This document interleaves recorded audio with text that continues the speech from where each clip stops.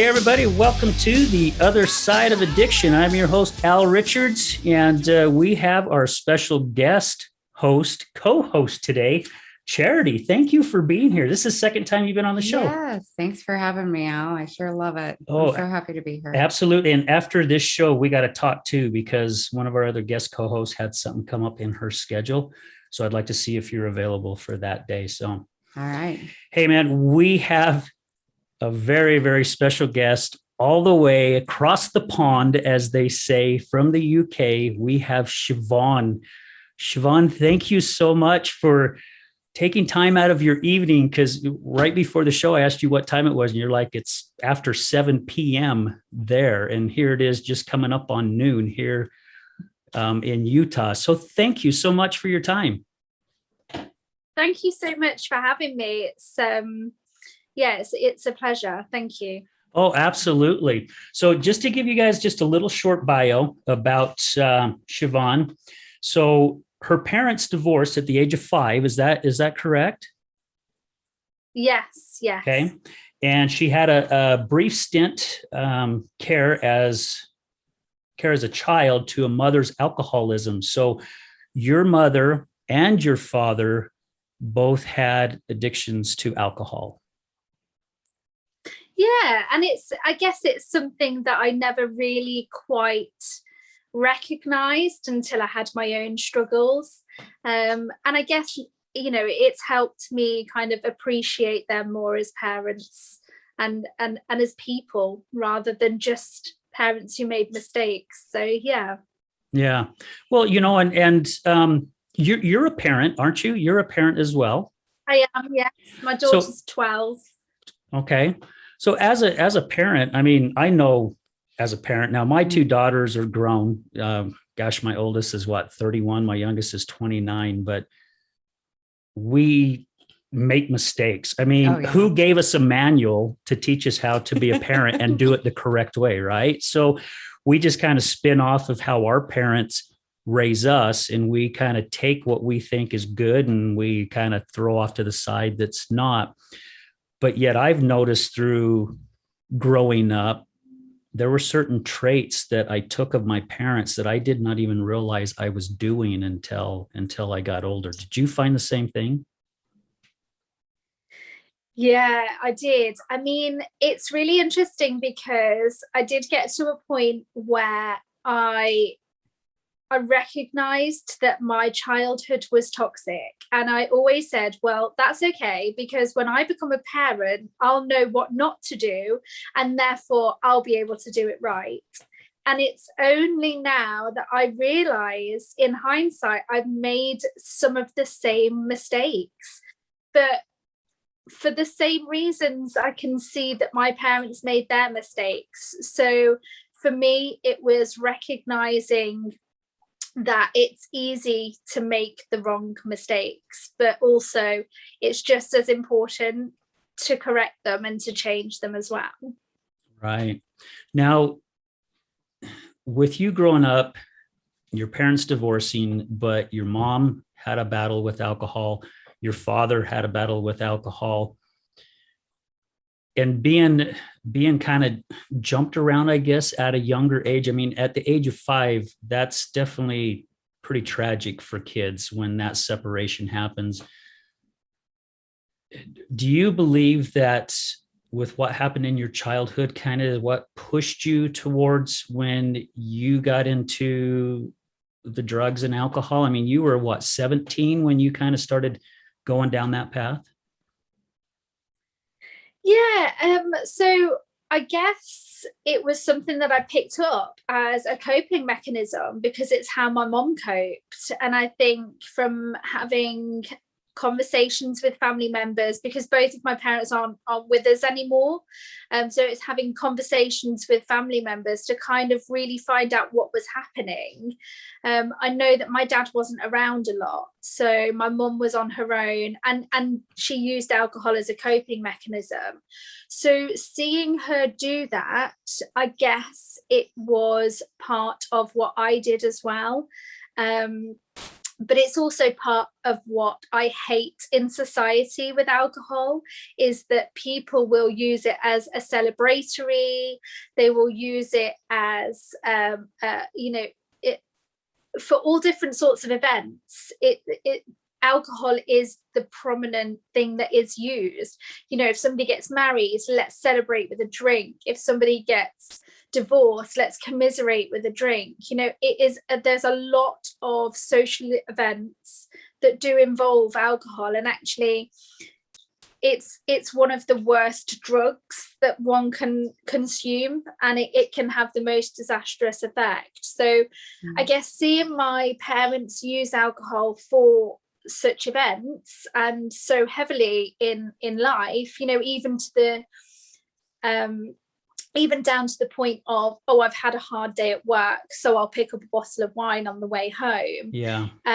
It's something as simple as that, and celebrating the weekend with the girls and having some friends round and opening a couple of bottles of wine because it's the weekend. It's just an unhealthy aspect that I was brought up around, and then managed to take on myself, unfortunately.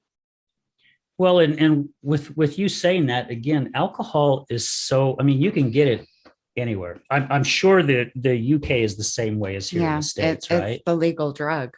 It really is, and it's considered such a normal thing to do, and so it makes it all the more enticing. Yeah. Well, and Siobhan, you hit on it. I mean, you even see it on TV everywhere. You see it on movies. I mean, again, you go to weddings, you go to birthdays, doesn't matter. The majority of the places that you go, there is alcohol involved. And it's just like my wife has said many times. I mean, she has siblings. She has 5 siblings. And she's like, why is it that I'm the one that ended up with the addiction? Because all but maybe 2 of them drink and the rest of them, the 2 don't. But like you said, I mean, you get started, how do you know you're going to end up where you're going to end up? And again, it's anywhere you go. I mean, you walk down the street and pass a store, and you can walk in that store and you can buy alcohol. It's a lot different than the drugs. So yes, that's a very good point. And so basically seeing your parents celebrate and doing different things, or your mom using it as a coping mechanism, you kind of took on that same role as well, right? To deal with whatever it was that you were dealing with. Yeah, definitely. And I mean, I don't know about the laws over there, but here, if you go out for a meal with family, at the age of 14, you are allowed to drink a glass of wine with a meal. So it is something that is so socially acceptable. It's almost, not frowned upon, even for children to do that. I do remember my mum saying to me when I was about 18, she I was partying and going out a lot, and she said, be careful it doesn't get hold of you, because once it gets hold of you, that is it, and you will never know the steps leading up to that point. And that's something that I'll always kind of reflect back on. But yeah, I mean, my dad was quite a heavy drinker as well. So he would work full time, but in the evening he would go to the pub after work and then come home and pick up some drink on the way home. So it was something that was done every day around me. My stepmom, she worked in a pub.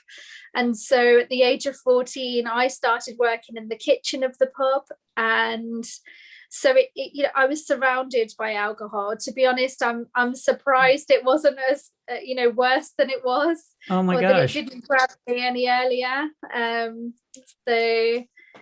But yeah, it was all around me, and it was, and the people around me were so accepting of it. So for you, it was normal. It was just the norm, something you do, way of life. Yeah, it's definitely different. 100%. Oh, go ahead. I apologize.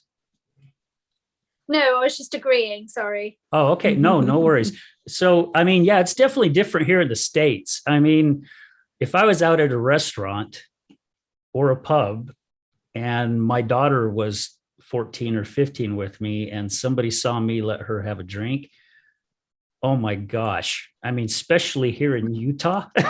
Oh, yes. Man, you Yes. would have the wrath come down on you. I mean, people frown. I mean, the laws are so strict here in Utah. There are people who actually get really defensive of even sitting by somebody that's having a drink. I mean, there for a while, our laws Wow. got really crazy here, which is just, it's nuts. But so it's, I mean, my mom and dad went to Germany when I was I was about a teenager. I was probably 12 or 13 years old. And I remember when my dad came back, he was telling me, he's like, yeah, your mom and I went into restaurants and he's like, I was watching kids that like at 5 or 6 years old drinking beer. I'm like, what? Wow. Yeah. I can't imagine. But it's that different culture, but so is alcoholism really, really bad in the UK? I mean, because here in the States, once I started sharing my story and opening up, I mean, I have found out that this addiction it affects almost every single family. Is it the same way there in the UK? I think it's hidden quite well, because I think for what I see, there are two types of alcoholic, and there are the alcoholics who have nothing and they're on the street and they've lost everything. And then there's the alcoholics who sit after a hard day at work every day and sink a bottle of wine or two an evening. Now, I've seen both type of people recognize the similarities in their drinking, but also I think the people who are able to continue to hold down their jobs and their family life, I think it can be more destructive for them as well, because they find themselves in a pattern and not necessarily at rock bottom. Whereas people on the street, they lose everything, they're at rock bottom, they have nowhere else to go but to search for help. People who are functioning alcoholics is what they're called, I think. That it's acceptable, it's socially acceptable, it's okay. I have a very close friend who is a very high earner. She has a beautiful home. Her partner is a very high earner, and only 2 weeks ago she expressed her concerns for her drinking, but she didn't know how to stop, because it was so within her lifestyle that how could she turn around and say, well, I'm not an alcoholic, but I think that I'm drinking too much. So it's a double-edged sword in that respect, I find. But I do agree with you in respect of every family has a problem with alcohol. So my friend that I was just referencing, her sister died from liver disease from alcoholism at the age of 44. She hid her drinking, although not very well, because the family knew that she was drinking, but not to the extent that she was. So I think because, like we discussed before, because it is so socially acceptable, there is a fine line between, regular people looking at somebody and thinking, are they okay? Or do they have control over this? So I think it is very, very prevalent in the UK. But I do think that we are coming into,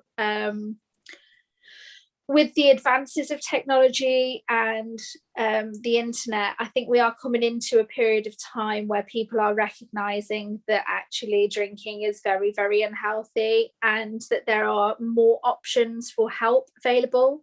So you don't necessarily have to knock a door and, on the local church hall on the first Monday of every month and go and sit with your neighbors and say, I have a problem. You can log on to a Zoom call from another city and say, I think I have a problem and I need some help. So I'm really grateful for that in that respect, because I can just see that people can start to get more help. So yeah, and I'm really glad that you touched on that subject, because I mean that's how I met you, was through the app Clubhouse. You know, I saw the site, I jumped on for the first time, met Michael, met yourself, was invited up on stage, kind of shared a little bit of what was going on in my life. And you're right, because so many times, me being on the other side of my wife's alcoholism, we think we know how to deal with it. We think we know the right things to say. And those who are listening, we don't know shit. I'm just going to say it. We don't have a clue. We just go off by what other people tell us. We're doing the best that we can do. But when you can get on a site like Clubhouse and some of these, I don't know what you call them, stages or whatever the platforms are on Clubhouse, but people who have the same battles and the same issues, they can actually go in there and they talk to other people that were battling the same type of thing. And those are the right people for somebody like my wife who's battled alcoholism to talk to, because they understand. We don't, but they do. That's interesting, because I haven't heard of Clubhouse, so I'm not familiar with it. For me, it was speaking up on social media, ultimately, that would open up a doorway of others who were also trying to get sober, who the moment I spoke up said, hey, you know what, you're not alone. Yeah. And I was like, what? Because, it's terrifying. It's terrifying to come out. When I initially came out and said, I think I have a problem, and it's a lot worse than I let anyone know. I was the functioning alcoholic. I was the one, taking way too much alcohol down in the evenings, getting up and going to work the next day and acting like everything was fine, or, oh, I'm just a little off today, a little tired, not really owning up that I had an issue. And when I first came out, I was told, oh, you don't drink every day, you don't have a problem. And I'm like, no, but when I drink, I take it way too far. And so, yeah, I think I might have a problem here. Yeah. But no, that's a great resource. Thank you for sharing. Yeah. That. And I'll have to show you that after the show. I'll show you that app, because I've got on a few of the others when I get a chance. I don't have a lot of time during the day when a lot of their stuff pops up, but I've had a chance to listen in, and the conversations are really great. Because there are times, right, Siobhan, where people show up and they're struggling. They're really having a hard time that day, and they need a place where they can go and say, man, I need help today. Can somebody help me today? Right? Yeah. So I was in another room with Michael one time, and there was another guy in there, and he'd relapsed quite a few times, but he'd only been on there a couple of days clean. So it was really quite fresh for him. And I think it really helped having me and Michael, who were a little bit longer in our recovery, to really give him that pep talk that he needed. So I think used in the right way, Clubhouse can definitely be a source to help people. It's also great because, I mean, social media, you've got your friends and your family on there. Clubhouse, not necessarily. Yeah, so yeah. It is like walking into a room with a group of people you don't know, and that's good therapy. You can be as open as you want to be, because these people don't necessarily live down the road from you. They live cities away or countries away, and it can help you be vulnerable and open enough to say, yeah, do you know what, this is me and I've got a problem.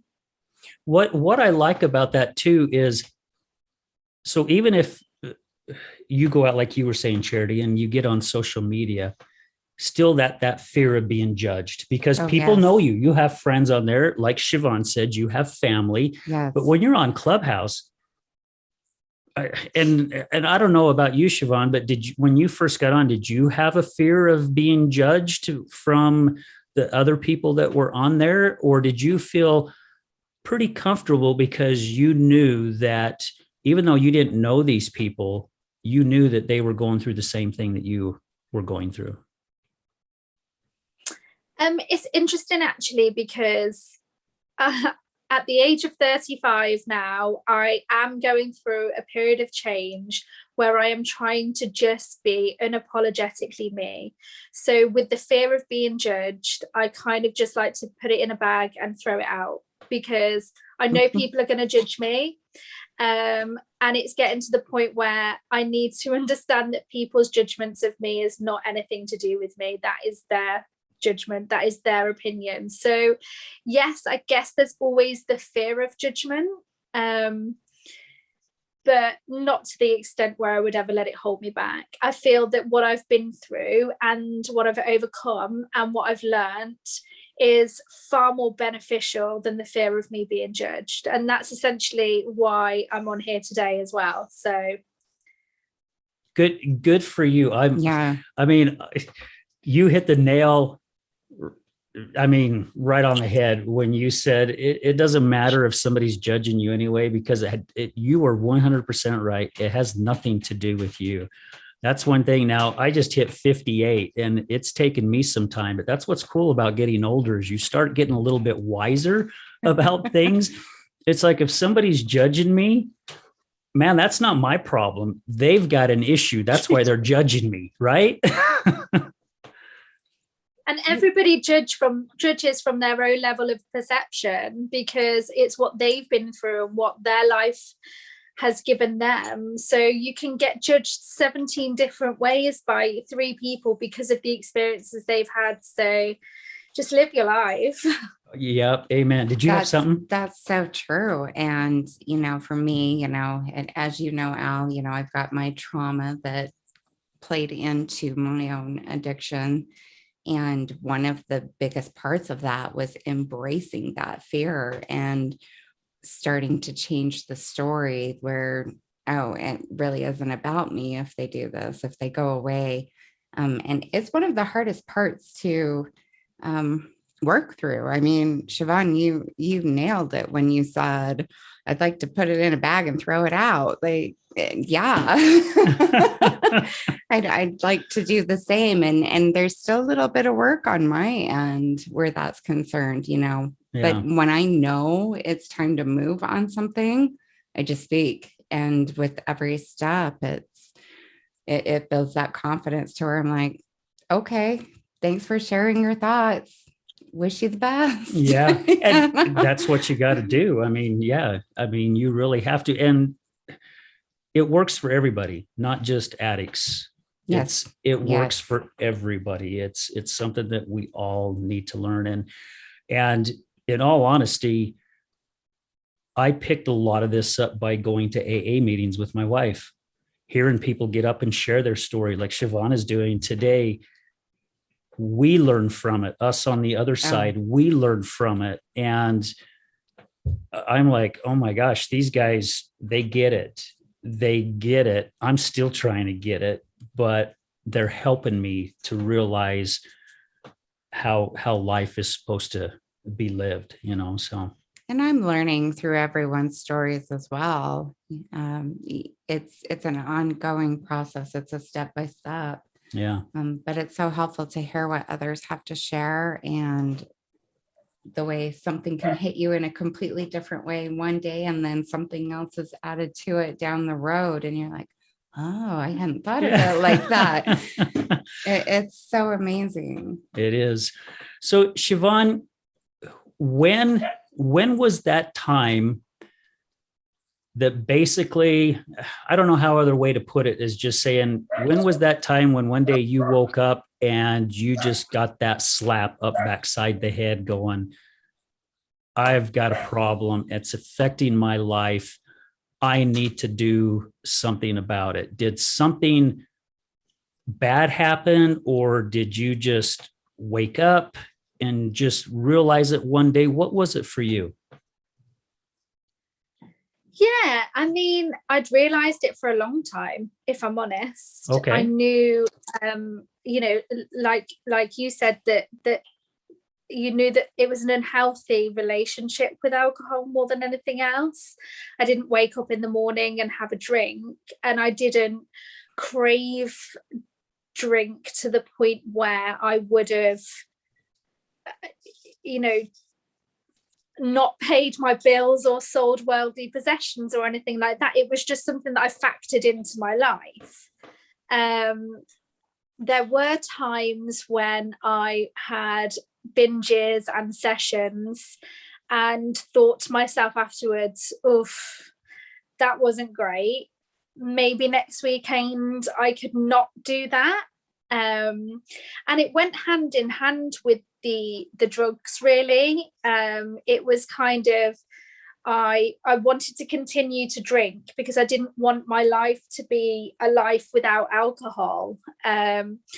Because I guess I was scared of having to change everything and to admit to myself that I was like my mom and that I wasn't able to have a drink. So what I did was I said that I wouldn't take drugs anymore. But when it got to the point of having one or two drinks, then it would be, oh, well, I'll just do it this one last time. And then before you know it, the sun is rising on day 3. And I'm like, how is this happened? So, yeah, it was kind of, I needed to stop, but I didn't quite know how to do it. And then my dad passed away in 2013, and to cope, I absolutely hit the bottle. And there was a shock to the system then, in the fact that I'd had a relationship breakdown as well. And my daughter was about 5 at the time, and she was having a tantrum, and I smacked her. And she went to school the next day and told the teachers, and the social services called me during the day, and I'd left a mark on her, and it almost led to her being taken from me. Wow. So it was kind of, I needed to rein it in, and I did rein it in for a while, and we kind of moved on from it, but the shame of that was always there. So I kind of carried that into the newer me, so trying to kind of learn how to reparent, and that was really difficult as well. But also the weekends did get heavier, so there was more drinking, there were more parties. It did just kind of get really, really out of control then, because I just was ashamed of myself. But I think the point that I'm trying to make, sorry, I'm waffling on a little bit. No, just do what you ever need to do. Yeah. Is because I needed the help, but I didn't want to get help or ask for help because of the situation with the social services, and I didn't want them to take her from me. Then I kept it all so close to me and so far from anybody else. So it forced me to be more secretive about everything. So it almost cornered me into a situation where I was scared to ask for help because I didn't want to lose the only thing that was actually keeping me afloat. Because if I lost her, then it would have sent me spiraling, and God knows where I would have ended up. And I guess that kind of led to 2016, where my mom passed away. And I spent 3 days drinking so much that I just didn't know how to cope. And I had a panic attack in the street, and I went to a friend's house, and unfortunately, there was a moment where I just flew off the handle, and I went to hit somebody who was an older person than me with health conditions, because they'd said something that actually hit a nerve, but that I didn't like because it hit that nerve. And the next day I woke up and I said, right, I'm just not drinking anymore. I'm just going to just not going to do it.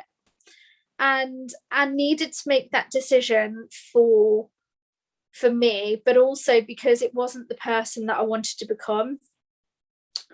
So that was it. I just stopped. And I've got to say that I am so lucky that I was able to do that, because I know not a lot of people can do that.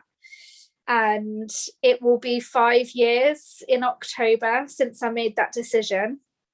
Congratulations. That's Yes, awesome. congratulations. Yeah, that is incredible. That's amazing. I'm so proud of myself. It's untrue. And I didn't go to meetings. I went to 2 meetings, and I didn't feel like it was for me. And I've just had an app on my phone where I kept track of it. And there's been some really tough times. I think it's probably tougher the longer that it goes on, because I feel like I'm at the point now where I'm like, I wonder if I could just have one glass of wine. I've heard that many times. The hope for the third door. Yeah. Yeah. And I think that's where a lot of people do relapse, because they get that thought in their head that they can do that. But I know that if I did have that one glass, I'd finish the bottle and I'd be partying and inviting everybody in the street to come in my house, because I'd be like, well, I'm just having this, and it would just end up messy. And my addiction now is to seeing how many years I can actually do. So what I'm finding myself clinging on to as an addiction, because if you're addicted to something, you've got an addictive personality, it does generally go from one thing to another. Yes. So I'm addicted to lengthening my sobriety. That's what I can honestly say now. That's a good addiction to have. I was going to say that is addiction. That is such a great way of looking at it. I like that. We just had a guest on, a week ago, that he was saying that addiction, always look forward, not backwards. And I think with what you just shared, that is a great way of looking forward. Yeah. Because he used to beat himself up. He had a porn addiction, and he was saying that, he would go 2 or 3 days and then he'd fall back into it, and then he'd end up going maybe 6 days, and then he'd fall back into it. And he was doing what a lot of alcoholics and addicts do. My wife did the exact same thing, where they start beating themselves up going, why can I not beat this? Why can I? And why did I relapse? But he's like, you celebrate every single day, whether it's 1 day, 2 days, or 3 days, you don't go backwards. You always celebrate the forward. And with you saying now, my addiction is to see how many years, how many days I can go. What a great way of turning that around in a healthy way, like what you were saying. Yes. Yeah. And I think you had also mentioned days of freedom. Yeah, days of freedom. That resonated with me as well when that was shared. I thought, wow, I hadn't really considered it that way, because there is a lot of shame if you do go backwards. And, for me, it was a 1.5 year battle before I hit that last drink, where I just said, I think this is it. I think I'm done. I don't like this. And the forward motion, so important. So important to view it that way. And I really like all these different perspectives we're getting on that. It's exciting. It is exciting. Yeah. And, like you said, so I've talked with other people at AA meetings, and also people who we have interviewed, and they have said the same thing. It's like, okay, yeah, I've gone 5 years or whatever it may be. And sometimes I'm like, I could probably go out and have a beer for dinner and I would probably be okay. My wife went 13 months sober once, 4 years ago, a little over 4 years ago. And we were doing just a little stay vacation here in town at a hotel. It got to the point where she was okay if I had a drink, excuse me, if I had a drink in front of her. We're sitting there playing rummy. And I got up to go to the restroom and I come out and I watched her and put my glass down. And I'm like, what the hell did you just do? Did you just take a drink? And she goes, it's no big deal. It's just one little sip. And I'm like, you haven't drank in 13 months. That's like a vampire getting its first taste of blood. Yeah. And she made it seem like it was no big deal. Just leave me the hell alone. It's okay. That's 4 years ago. That's when her life imploded. She got her first DUI. Shortly after that, reckless driving on a suspended license, another DUI, losing her job. I mean, things just went crazy from there. So that is definitely a battle that somebody like myself doesn't understand, because what did you say, 5 years, Siobhan? You hit 5 years? 5 years in October. Yeah. 5 years in October, but it's still a battle every single day. It is. Definitely. I mean, I would love to go out and just have a glass of wine or, something, and to get that nice, warm, merry feeling and to get a little bit giddy and girly. But for me, it was never just that. I made a fool of myself. I blacked out. I was rude. I was obnoxious. I had complete little person syndrome, and I was not a nice person. And actually, the friends that I have now don't know that side of me. So what keeps me sober is knowing that I've rebuilt my life and I'm not that person anymore.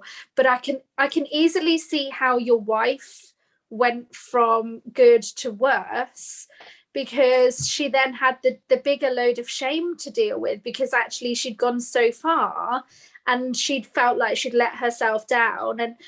And because I have struggled emotionally, I know that it would be a bigger struggle for me, and I'm not willing to put myself in those circumstances. So yeah, there's lots of aspects, I guess. And also I want to bring my daughter up in a more healthy and positive life than I was brought up. So yeah, but I mean, going back to what we touched on briefly at the beginning of the conversation, people do question you, and I think that's the really hard part, is, oh, why are you not having a drink, and this, that, and the other. And that's the hardest thing for me, is when people question me. It's like, it's nobody's business, but actually people are inquisitive. And actually, I still don't say it's because I'm an alcoholic, even though it's probably the truth. I never admit that. And whether that's something that I need to work on, or whether it's just a negative connotation that I don't wish to associate myself with, I always just say I've got an unhealthy relationship with alcohol, and it's something that I choose not to partake in. Good for you. Did you have something? That's a fantastic answer, because I also have a negative association with the term alcoholic. For me, it doesn't resonate. My body kind of tightens up and curls if I were to say I'm an alcoholic. Like my body just did it right now. You're just labeling immediately, yourself. Yeah. And my body says, no, you are not this. But if I view it as this was my coping mechanism because I didn't know differently, then my body says, that's okay. Yeah. Now we're getting better. Yeah. And so I think that's such a healthy way. And it is probably one of the biggest challenges, to go out and you're with people and the question does come up, so why aren't you drinking? And that is a tough one to navigate, to be able to say, I'm choosing not to drink right now. It's not for me, but thanks for asking. And, at first I was like, oh, I'm going to get sober. And people are like, whatever, right. and it's kind of blown off. And so you get that feeling of, oh, I don't belong. And we all want to feel like we belong in our group. Oh, absolutely. My wife and I, we went camping about 3 or 4 weeks ago, and everybody there. And I told her, because we only had our just two friends, and then the rest of the people, I knew a few of them, but she didn't. And I warned her before we went. I'm like, hey, there's going to be a lot of drinking, and she's like, okay, I'm okay with it. I'm okay with it. And when she got there and she was meeting people, I was introducing to the ones that I knew, and other people were coming up and introducing themselves. And they all had drinks in their hands. A couple of them, you could tell that, they have already had a few. They were already feeling giddy and all happy. But she was doing really good until the second night. And then the second night, one of the gals comes out of the trailer and goes, Jello shots. I got Jello shots. And as soon as they said, they come up to my wife and they're like, would you like a Jello shot? And she goes, no, thank you. I'm in recovery. And I was so proud of her for saying that, because I don't like her saying I am an alcoholic, because she's labeling herself. She's not an alcoholic. She didn't drink that day, so she's not an alcoholic. But as soon as they got past, she leaned over to me and she goes, I just got triggered so flipping bad. She goes, it's time to go to bed. And I'm like, and I really didn't want to go to bed at the time because I was having a good time, but I could see how it was affecting her. And I'm like, okay, not a problem, because I want her to stay sober, right.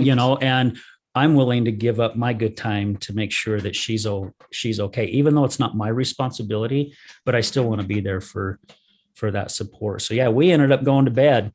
And of course, we're laying in our tent and you can hear everybody out there hooting and hollering, having a great time, which was hard, but I was so proud of my wife for recognizing what was happening at that time and grabbing the reins and just saying, okay, it's time to stop, so thank you for bringing that up. But also, I just wanted to add onto that, in case anybody is listening to this who is struggling to come to terms with their problems with alcohol, is your wife was triggered. So that's why you guys went to bed. But not drinking doesn't mean you have to go to bed before everybody else. You can't join in the party. Like, I still go out and, I still party and I still get up there and dance. And there was a works Christmas party a couple of years ago before all of the nonsense with COVID. And we were sat having dinner and somebody said, so you don't drink and you don't eat meat? Oh, you must be really boring. And I found that really, really irritating that somebody said that. And then the same person later on in the night actually said to me, you haven't had one drink, yet you are still up there dancing. And I said, I don't need to drink to have a good time. I am a great time regardless. So if anybody is listening to this and they are thinking that life is boring without alcohol and that they have to go to bed at 8 o'clock every night. I mean, I generally am in bed by 9, but that's through choice and getting older, but that's just me. You can still go out and be the life and soul of the party, except now at 2 a.m. you can, with open eyes, see what an absolute mess everybody else is. And that, for me, is also a healthy reminder of why I do not drink, because seeing other people in that state of intoxication just reflects back to me that I don't want to be there. So it's not a life over sentence. It really, really isn't. But the fact that your wife was recognizing her triggers and actually made that decision, I feel really proud of her for doing that. I'm proud of you for standing by her, because it was what you guys needed at the time. So well done to you both. Yeah, well, thank you. And I remember hearing you tell that story on Clubhouse. You shared that one day when I was on there, and I just got a kick out of it, because it's like, yeah, I don't have to be drinking and still be the life of the party. And I thought that was incredible. Blast. Yeah. I still have a blast. It's just part of my personality. It started Definitely. Out, I drank because, I'm fun now. I don't feel so, all the time or uptight, but now I'm just like, no, I am fun. Uh-huh. I am lively, and I do have a personality, and my little girl loves to come out to play. Yeah. And so let's do this. And so it is kind of amusing. I like that you shared that point. Oh, you must be really boring. Nope. Nope. Not at all. I'll get up on stage and show you. Yeah, let's do this. Hey guys, this has been great. Again, Siobhan, thank you so much for being with us. We're going to break really quick here for a commercial. So guys, stay tuned, because when we come back, I'd just like you to share with the audience where your life's at right now. I mean, you said 5 years in October. I mean, that is such a huge step. Just when we come back, just share a little bit more about how different your life is now that you've kind of put that other stuff to bed. Or would you like to do that for us, please? Sure, I'd be more than happy to. Thank you. Okay. All right, guys, stay with us. We're going to, we're going to go to a quick break and we'll be right back. Thank you.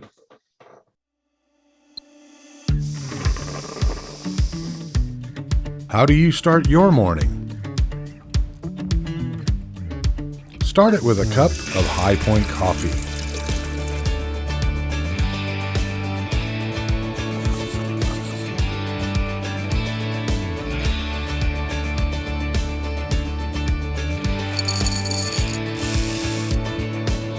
Because no matter where you go or what you do,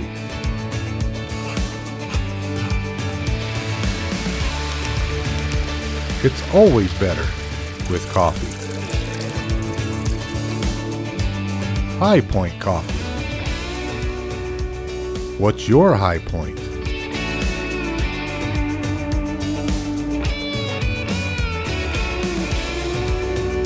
Located on the corner of 7800 South and Redwood Road in West Jordan. And a special thanks goes out to our partners in Oxford, Mississippi. This is Gregory, owner of Lift Up Concrete, proudly serving the Wasatch Front for the last 12 years, lifting sunken flatwork for both residential and commercial applications. Only fully trained professionals lifting concrete at your residence with the same quality of material and method used at every commercial job we ever do. Don't replace it, lift it. liftupconcrete.net, 801-792-4535. Contact us at liftupconcrete.net, or if you're looking for a complimentary quote, 801-792-4535. Again, 801-792-4535. Again, this is Gregory, Lift Up Concrete Lifting.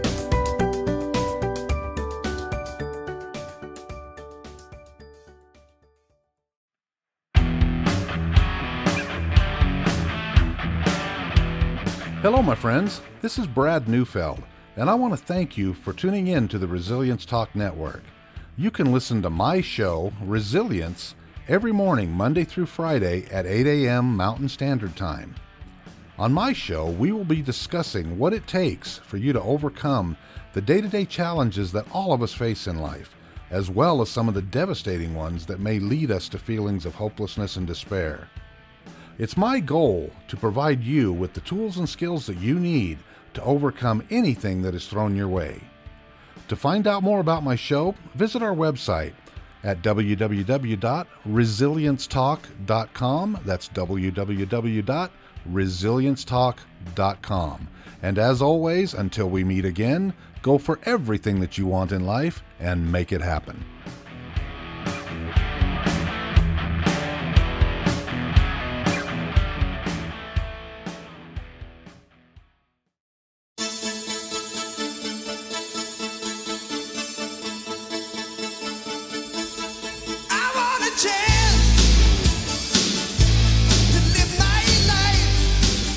Hey everybody, welcome back to the other side of addiction. We have our special guest from the UK, all the way across the pond, Siobhan. Siobhan, again, thank you so much for taking time out of your evening to be with us today. We're honored to have you, so thank you so much. Hey, I'm honored to be here. Thank you for having me. Absolutely. Hey, before we get started to hear the second half of Siobhan's story, we want to make sure we say thank you to our sponsors. I mean, we I'll do my best not to get emotional because we are just bringing in sponsor after sponsor after sponsor who are believing in what we are doing here. And they're like, whatever we can do to support. So High Point Coffee in West Jordan, Steve, everybody out there, thank you. Thank you so much for believing in what we were doing. Gregory and Tosh from Lift Up Concrete out of Kaysville, Utah. Thank you. Serve Pro, Brad, you guys are awesome. We want to say thank you to Serve Pro from Ogden all the way down to St. George. And we have had a couple new ones come in. USARA has come in. USARA is Utah Support Advocates for Recovery Awareness. Matter of fact, they have invited us to Sober Days on September 11th. We're really looking forward to being a part of that. So fun. Oh, that's going to be great. And just about a week ago, we had Computer Hospital come in. They are like 8800 South in State. But guys, if you got issues with your computer or need a new computer, these guys are honest. I mean, flat out honest. They will not take you for a ride. These guys are just incredible. We also want to thank Refiner Productions. They've been doing some work with me, and actually I shared a couple of their promo videos. Charity saw a couple of them, and I tell you what, these guys are doing so good. Amazing. Brad's over there, shaking his head So and giving good. a thumbs up too. So I'm really looking forward to when I'm able to share these. And we got a new one this week. Taffy Town has come in as one of our top sponsors. Thank you guys. Taffy Town, for you guys that don't know it, they sell taffy all over the world. The best saltwater taffy. It is really, So really good. good. And what a lot of people don't realize, they are 100-year-old company here in Utah. So they've been around for a long time, but these guys are incredible. So guys, thank you. Oh, and as another one of our top sponsors, Brad, thank you so much. Resilience Talk Network. He's over there taking a bow. He's going to give a thumbs up. There's the thumb. So thank you guys. Thank you to all our sponsors. Thank you everybody from the bottom of my heart for your support and for believing in what we were doing. So let's get back to our guest.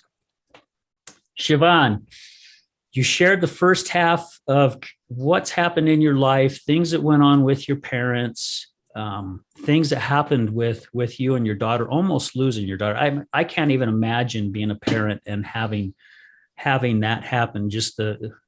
I know right now I would probably just have that lead in my stomach going, oh my gosh, what have I done? You've been able to overcome so much. Where is your life now that you've made that decision almost 5 years ago, just to say, okay, I'm done because this isn't getting me anywhere? Where is your life at today? Yeah, I mean, when you condense it all down like that, it is an amazing achievement, and I need to remember to give myself a lot more credit, but also the credit ultimately does in my heart go to God. During my recovery, I have found my connection and relationship with God, and it's only through him that I'm able to find the peace in my life and able to find the strength to be able to take things day by day and not feel the shame and the unworthiness that I did before. So I thank God every day for helping me get through and actually looking back and seeing the ways that he has saved me. So, I mean, today my life obviously is very different due to COVID. We've all kind of been locked away over the last kind of 18 months to 2 years. It's been a bit of a strange old time. But I have been able to do things that I wouldn't have been able to do before, in the sense of, when I was drinking, I didn't have control over my finances very well. So now, obviously, I've been able to get on top of that, which has enabled me to start my own business. So in October last year, I quit my well-paid, stable job with a good pension in estate agency, which is like real estate for you guys over there, I think you call it. Yes. And I started a cleaning business, which is so popular. The word of mouth that my business gets, I cannot fill all of the clients that want me to help them. So it's now looking at an expansion. So I'm looking to take somebody on. I was really scared to do it at first, because going from something so stable with a 12-year-old in tow to something that I would have to depend on myself and rely upon myself so heavily, it took a lot of bravery and courage, because I've never been able to put that amount of trust in myself. So that's kind of work-wise what I'm doing. I'm also writing a book as well. So it is a long process, because I think, like you said, Charity, there's been a lot of trauma, and I think you get to a point in the book where you need to kind of just digest the trauma that you've written about. And actually there's things that have come out of me writing the book that I've recognized is worse than my memory of it. So when it's actually on paper and I read it back, it's like, oh, that probably wasn't as good as I remembered it to be. So it is a slow progress, the book is, but I just need to remember that, Oprah, how old is Oprah now? And she's still writing books. Like, you can do it at any age. So yes. It's for me, it's part of my therapy and acceptance of who I am, but also I want to make sure that if anybody reads it, they can get what they need from it to change their life, if that's what they need to do. So my thought process is, yes, it's a book to help me get over my trauma and to talk about my life, but actually I want to be able to help people change their lives as well. There's so many different aspects of my life that I feel I can touch so many different people's lives. I want to make sure that it's written properly in that respect. So yeah, I've also found that I really am drawn to working with children. So it's kind of something that I've put off, because when I hit my daughter a few years back, what happened was I was put on a register. I don't know if you have a similar sort of thing in the US, where if you are cautioned by the police, you're put on a register where you can't work with children because you're seen as a danger to them. So the fact that I've wanted to work with children to help children like myself that don't know any better and don't know how to deal with things in a healthy way, I've always stood back from that because of the door being closed in my face, or the fear of the door being closed in my face. And I've been speaking to a few of the workers and youth workers at the youth club that my daughter goes to, and they said, so many people have those pasts. If you've changed and things have changed and you're a different person, go for it. And someone from church said to me, God will open doors that you think are slammed shut. Yes. If he wants you to go in that direction, God will make a move for you. So that is something that I've started to do. I'm getting involved volunteering with youth events in my area. So what ideally I want to do is to help mentor young girls and to help mentor them to understand about promiscuity and respect for their bodies, and also the spiritual aspect of promiscuity and how that can have a hold on you. I want young girls who haven't been brought up right to know that they can love themselves for who they are. There's a lot of women that I speak to that have the daddy issues, as they call them, but essentially it's having problems with their father, which is so common that they look to men to fulfill that role. And I want to help in that area. So yeah, that's where I'm at the moment. Wow. These are some exciting things. Oh my gosh. I'm excited for you. Oh, thank you. Everything you just shared with us, I love every aspect of it, especially the first part when you said, you just gave your life to God. I've ended up doing the same thing because of my struggle with my wife. I finally just knelt down one day and said, look, I can't do this anymore.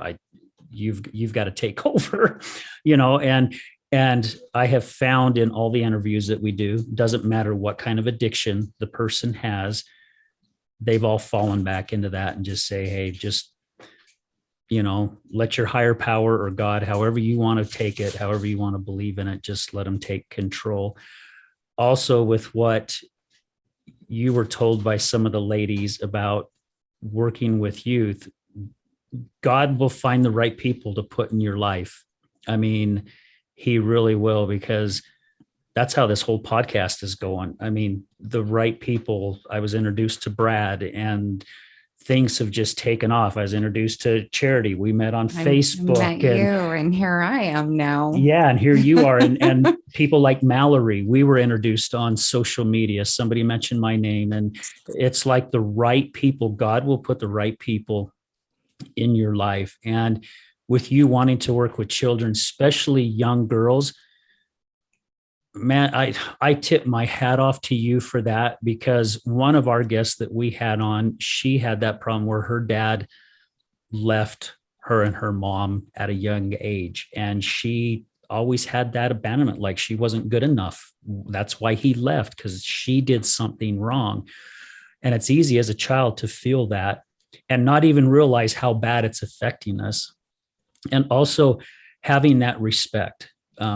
One of the many reasons why my wife started drinking heavy is her being teased a lot as a young girl. She was always picked on, always thought something was wrong with her. Had issues with her dad as well. All the relationships she got into, she got hooked up with the wrong guys. And it's just because they're trying to find that comfort. And when you're trying to find that, you will not find the right person. I guarantee it, because I've not heard of anybody ever saying, oh yeah, I'm having daddy issues or mommy issues. But don't worry, I fixed him this time. Oh yeah. It doesn't happen. I like how you said that. Yeah. Don't worry. I fixed it this time. But I mean, Siobhan, that's awesome. I think that is so flippin' cool that you have that and that you want to do that. And I know for a fact, just what I've learned from you today, and also hearing you talk on Clubhouse, it'll happen. It'll be, that dream will come true. You're going to help so many people. And that is another thing that I love doing what we are doing, because people who have gone through so much crap in their life and got into addiction, again, doesn't matter what kind of addiction it is, it's addiction. An addiction is an addiction. How they have taken all those struggles and all that pain and all that anger and everything that was built up inside of them that they spent years numbing, to where they've opened their life up. They're an open book. They're not ashamed of what they've done, because what they've done is in the past, but now they're using those strengths to reach out and help other people. And Siobhan is another great example of that. So yeah, amen to you, girl. That is awesome. It's so important. Hey, if we can't turn the bad into good, what is it all for? Yeah, that's 100% right. Yeah. Well, and we all go through battles. So somebody said to me a long time ago that if you go back and you look at your struggles and your battles, you will definitely find, if you look hard enough, you will find something good that came out of it. If you look for it. The problem with us or society is we beat ourselves up more than anybody else. I mean, yes. if you came to me, Charity, with a problem, I would do everything I can to confront you and console you and say, oh, everything's going to be okay. But if the tables were turned, I'd be beating myself up like crazy. So we are our own worst enemies and our own worst critics, when really we all need to learn. That's why I told my wife once, and people are probably getting sick of hearing this on our podcast, but I was at an AA meeting, and this guy got up to tell a story. I think he was getting his 10 or 15, 20-year chip. I don't remember. And he said that he thanked God every day for making him an alcoholic. And I remember leaning over to my wife and going, that guy's freaking nuts. Why would he thank God that he was an alcoholic? By the time he finished his story, I understood. On the way home, I told my wife, I'm like, because we're called the normies, that we can have a drink and then, or not have a drink. So I'm like, you guys get it. You guys get how life is supposed to be looked at. And so I learn a lot. Every time I go to AA meetings, I learn something different from everybody who gets up and talks. And I'm like, why the hell am I not looking at life the way that they look at it? Because I should be. So, yeah. Being on that side of things, you know just how far down that black hole you can really get sucked. Mm-hmm. And it does really change your perspective when you start pulling your way out of that and climbing back out. And you do start to find the silver linings, because you're like, oh, well, I understand this now. And it's such a powerful thing to be able to take that and do exactly what you're doing, Siobhan. You're writing, you want to help youth. And I absolutely admire that you want to work with young women. I go get it. Yeah. And even writing that book, because like you said, you're going to put all your troubles and all your struggles and all your pain in a book down on paper for anybody and everybody to read. As painful as it is for you, because I've talked to other people who are writing their books, and they're like, sometimes I can't even write because I'm too busy crying, because of the pain, it comes back. But knowing at the end that somebody's going to pick up that book, and that's exactly what that person needs to read or hear that day to help them. So your book will end up helping hundreds, if not thousands, of other people realize that they can get through it. And you mentioned something about age earlier in the show. It's never too late to change, ever. Doesn't matter if you're 80, 90, 50, 40, 20, you're never too old to change. And so many that have also led the way for us to learn from. I'm finding out some of these women were in their 50s and their 60s even, and starting businesses to help people find another way of looking at things. Yeah. And to change their whole mindset. And how incredible is that? Very incredible. It's never too late. And it brings such a light within you, and it just fills you up. And it's like, well, if they can do it, what's holding me back? Yeah. Why am I stopping myself? Like, why can't I? And well, Siobhan is a great proof of it. I mean, leaving a job that she's comfortable at. That's huge. Probably making some really good money, has a great retirement. She's got a great business. And to be a single mom and take the step to quit that, not knowing where things are going to go, and now being successful. I mean, I'm sure you guys have groups back there in the UK, because there's like a lot of women in business type groups here in at least there is in Utah, I know. And a lot of the women have had life just like you, Siobhan, to where they were single moms, 1, 2, 3, maybe 4 kids, and took that leap of faith going, you know what, I'm going to do things my way. And as scared as I am and how hard it's going to be, I don't know where it's going to go, but to take that leap of faith and then make it happen. So again, I tip my hat off to you, girl, many times. Yeah. Oh. So let's take another quick break and we'll be right back. Siobhan, when we come back, I would like you to touch a little bit on Clubhouse, because Charity's not heard of it until we mentioned it, but a place to where I don't know what kind of personal stuff you want to share, but we always let people know, our audience know, hey, if there's something that you would like to ask a guest that's been on our show, how can they get in contact with you? And you don't have to share any personal information, if you don't want to, but if Clubhouse is a great way for them to find you, let's mention that. So guys, we're going to be right back. Hi, this is Tamara K. Anderson, and I want to share something special with you. When our son Nathan was diagnosed with autism, I felt like the life we had expected for him was ripped away, and with it, my own heart shattered as well. It's very common for families to feel anger, pain, confusion, and anxiety when a child is diagnosed. This is where my book, Normal for Me, comes into play. It shares my story of learning to replace my pain with acceptance, peace, joy, and hope. Normal for Me has helped change many lives, and I'd like to give this book to as many families as possible. We put together something I think is really special. My friends and listeners can order copies of my book at a significantly discounted price, and we will send them to families who have just had a child diagnosed with autism or another special needs diagnosis. We will put your name inside the cover so they will know someone out there loves them and wants to help. I will also sign each copy. You can order as little as 1 or as many as hundreds to be shared with others.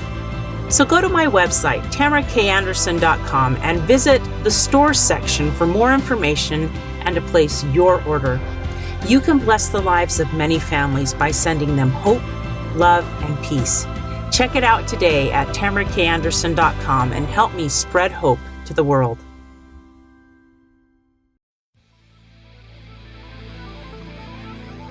Welcome to the Resilience Talk Network. My name is Jay Walter, and I'm the host of Rebuilding, heard every weekday night from 6 to 7 p.m. You can listen in and learn how to face your fears, overcome obstacles, and make dreams a reality. So listen every weekday night from 6 to 7 p.m. right here on the Resilience Talk Network.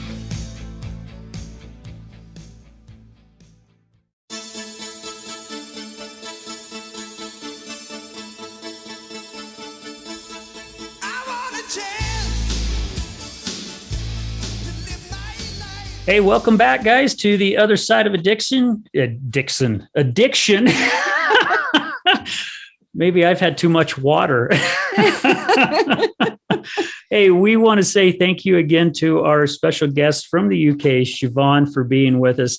And before we wrap this up, we've got some more sponsors that we want to say thank you to. So a huge thank you to my friend Troy Hodel with I Am Power Ninja Real Estate. That is such a cool name. This guy is like an Avengers type guy. You walk into his office and he's got the Spider-Man and Batman and Wonder Woman and all these things in his office. Really, really cool. Also, a big thank you to TJ McLeland with Fitness Realty. Also, one of our new ones, Advanced Business Books, which is a bookkeeping company. Tatiana Rose, thank you so much for helping us out. I mean, we sat down at High Point Coffee and had a cup of coffee the other day, or some chai is what we had, but we were there for almost an hour and a half to 2 hours chatting. So guys, thank you so much. And again, Brad with Resilience Talk Network, thank you for all you do and for all your support. So let's wrap this up. Siobhan, so you can get to your bubble bath and your nightie. And you shared some really great information. You have really changed your life around. I know your story has inspired hundreds, if not thousands, of other women. And I mean, this podcast is growing. You're going to get a whole new fan club, I'm sure, from this. If somebody had questions for you now, I know that you get on Clubhouse quite a bit. I think you're on more than 2 groups, if I'm not mistaken, or maybe it is just the 2. But how could somebody find you? How can somebody find you on Clubhouse, or any information you'd like to share? Yeah, I mean, I'm still quite new to Clubhouse and I don't use it as often as I did before. So I did find it was kind of quite, you can get drawn into it quite quickly. And we've touched on what, my addictive personality is. So we're going to stay on that. But I am completely open to anybody connecting with me on Instagram. So you can get at me with, my username is @miss_S_Harrington. And I'm more than happy to chat with anybody that's listening to this, that's got any questions. The reason for me doing this and the reason for me sharing my story is to help other people. So if somebody wants to tell me their story, I will big you up until the cows come home to let you know what a great job you're doing. If somebody wants to reach to me to say that they need help, if somebody wants to reach to me because they don't have anybody to talk to, I'm here for that too. I am an open book. If anybody's got any questions for me, I'll be as honest as I can be. I think I said it last in the latter part of the show, that if we cannot share our bad experiences to other people in order to help them overcome theirs, then what is the point of it all? So yeah, feel free to follow me on, I know you do already, Al, Charity, please follow me on Instagram. Let's chat again. Let's see what we can kind of do all together. Let's see how we can make our bad experiences, work for the good of other people. And yeah, anybody listening to this, if I can help in any way, or if you want to reach out and connect, I'm open to that 100%. Awesome. Great. Yeah. I'll be following you. We'll be in touch. That is great. Siobhan, again, thank you, my dear, so much for taking time out of your evening to be with us today. I am just beyond grateful. I mean, I'm going to have to get in the dictionary and think of some other bodacious words. That's one right there. Bodacious. Yeah. Just to thank people for their time. Bodacious. Yeah. I think we used to use that in high school like 40 years ago. So, but yes, thank you so much for your information. Thank you so much for the laughs. I mean, I'm just going to use the word, you're phenomenal. I mean, I loved having you with us today. Love your personality and your drive on wanting to help other people. So thank you from the bottom of our hearts for being with us today. So yeah, thank you. It's been amazing. And good. If I may, yes, I would like to ask you one more thing for the audience. If you could give one piece of advice or hope, what would you say?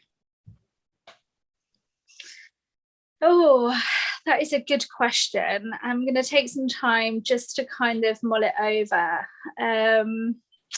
I think one bit of advice I would give is to always believe that you can do better. I think the thing that stops people wanting to change their lives or being able to change their life is the fear that is beyond them. when all you have to do is to reach inside yourself and just throw that fear away and believe that you can make the change to do better in your life. So have faith in yourself and believe that you can do it. And that's, I guess, the one piece of advice that I'll give to anybody. Wonderful. That is great advice. Thank you, Charity, for asking that question. Yeah, that is a great question. Thank you, Charity. Guys, stay tuned next week for another great show. We've got another great guest coming on next week. And thank you for being with us today. And I'm going to end it as like I always do. Addiction is giving up everything for one thing. Recovery is giving up one thing for everything. Thank you, guys. Thank you, Al.